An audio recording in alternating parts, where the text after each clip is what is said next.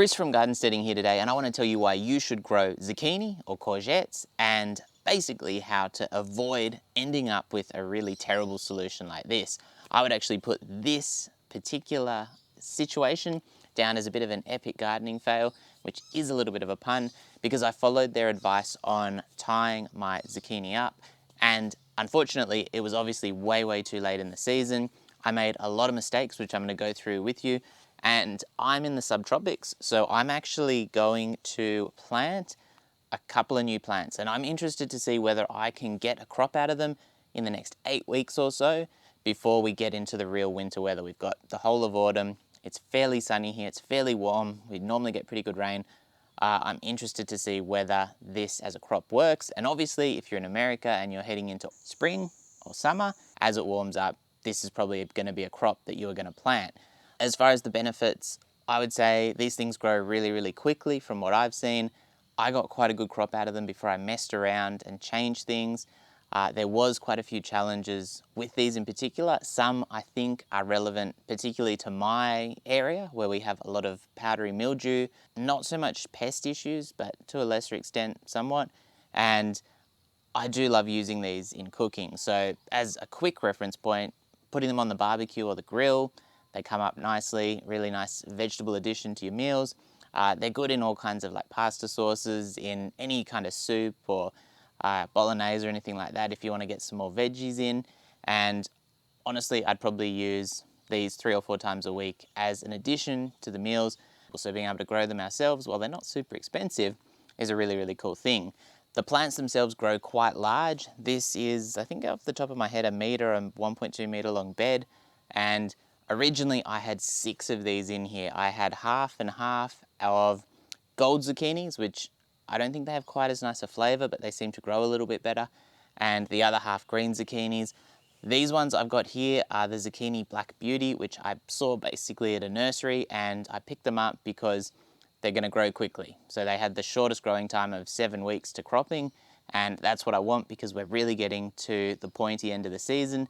And if I don't get a crop out of them quickly, we'll head into winter and I will no doubt get nothing. I don't think I'm quite tropical enough to grow them year round, which is apparently the case for some people. And obviously I'm going to be transitioning into the winter crops and the autumn crops quite soon. The big issue that I created for myself was I had 6 plants. Some of them were growing really well. I'd say 3 were growing really well and 3 were growing really poorly. I took out the 3 that were growing really poorly and I trellised them up, these stakes, which was the recommendation from Epic Gardening that I saw on their channel, and I thought that makes a lot of sense. I'm going to get them up, I'm going to get better airflow. Hopefully that'll reduce the effect of the powdery mildew issues I've been having, because that was really affecting the plants. And then obviously it's going to basically space them out a little bit because I didn't really give them enough space. Now, I'm not blaming the trellising. I would say probably you want to do that from the start, and I didn't, which was a real significant problem. And I'd probably say the reason I had such a big issue was because I had them too tightly packed in, and when I removed the extra plants, I think it was too thin. They were already suffering because I'd obviously put them up these stakes because I did it all at the same time, and we ended up with basically them just dying off and no more crop, where they were going really well. I was getting a couple of zucchinis, like probably 3 or 4 zucchinis a week, which is, I could do with more than that, but they went from a huge success to an utter failure. So now it's a simple matter of basically taking these out, and as I said, I'm going to replace them. Alright, so I've separated these out from the 3 in the tub, so I've got 1 spare one that's going to go in somewhere else. I planted it near the pole that I'm going to train it up. I have added a little bit of extra soil. I've moved my mulch back because I do think this garden bed, because basically these died off, I've been using a lot less water. I've just been doing that front row of the sorrel and the little chives, I think it is. I haven't been watering this bed and it has dried out, which is not ideal. I'm going to cover this off and try and keep the moisture in because it is fairly hot. We haven't been getting a lot of rain, and so I'm going to have to be much more careful to water these. They need a lot of water. It's near the pole now, so it'll grow up. As it grows up, I will obviously trim off the lower leaves and really try and prioritize the fruit, which is very, very important naturally. And so hopefully these will go a fair bit better than the original ones. And there is a bit of sea soil in there just to help get it started, and then I'll need to work on getting some fertiliser in as well. I did this plant a little bit of a disservice. I accidentally knocked a lot of the roots off when I was planting it, which is not ideal, but we'll see how it goes. Because even if I only have one growing in this bed and I'm going to put my spare somewhere else, if just two of them survive, that's going to be plenty, because they do tend to provide a pretty good crop. Most people probably don't like eating them as much as I do, in which case you're not going to need as many. We're actually gonna, I've just recently heavily mulched most of these garden beds, and this bed here is a lot more moist, which is really good. That's a jacaranda seed, which, funny hell, a spider on me. That's a jacaranda seed, which, as you can see there, is growing, and they are, or have been, a bit of a bane of my existence for my zucchini.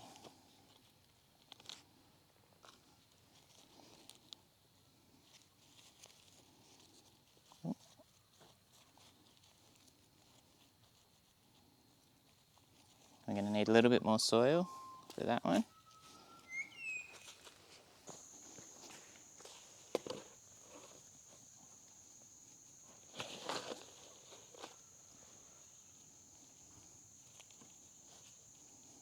I'm leaving a little bit of room around the base of the plant, because if you push the mulch right in, it can actually, basically the heat can kill the plant.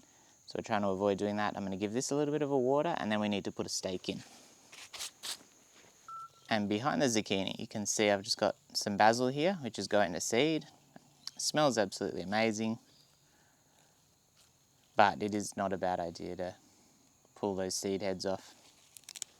Okay, so I'm going to follow the Epic Gardening recommendation, and I'm going to put in this stake.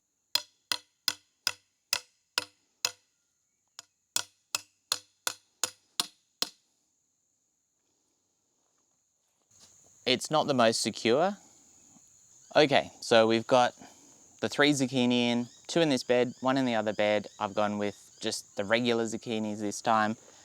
These are, as I've already mentioned, the Zucchini Black Beauty. It's a heirloom, I can never say that word right, variety.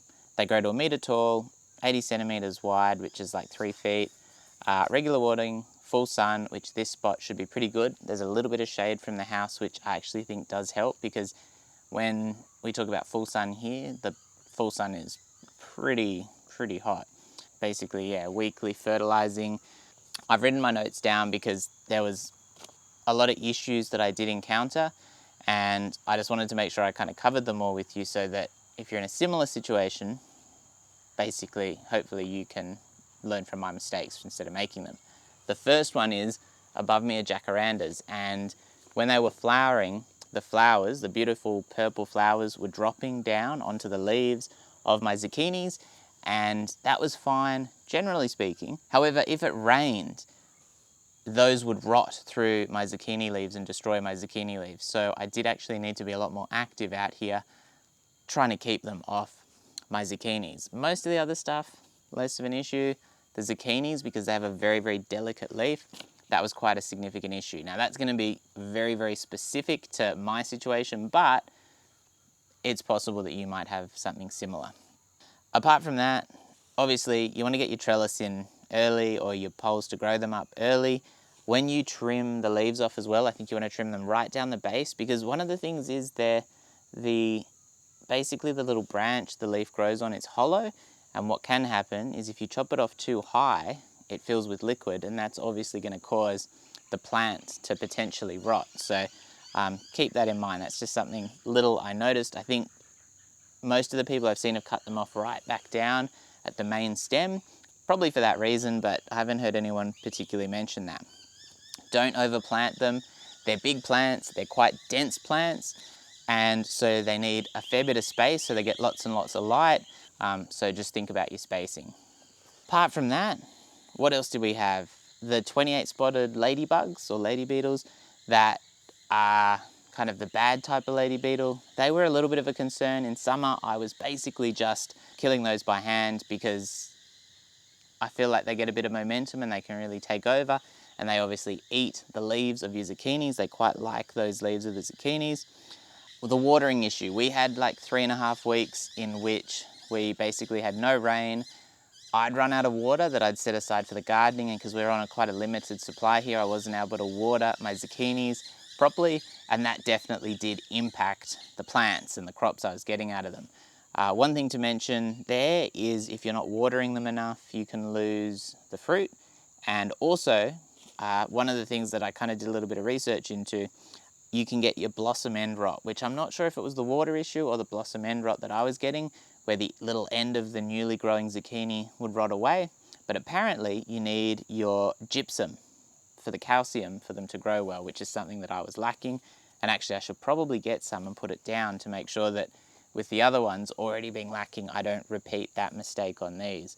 The powdery mildew. So one of the interesting things is I'd kind of heard, you know, if it's wet and it's humid, you have an issue with powdery mildew, which we have quite a significant powdery mildew issue here. Apparently even worse than wet and humid is dry and humid, which we had a lot of dry and humid weather. And when that happened, the plants, including other plants like the pumpkin and even to a lesser extent the watermelon, it seems a little bit more resistant, they were heavily affected. Now, what I did find, and what I thought, to be honest, was a little bit of a strange solution, was the milk mixture. And people recommend using a mixture of milk and water, and you spray it on in the heat of the day when the sun is on the plant, and basically some chemical reaction kills the powdery mildew. Super, super effective.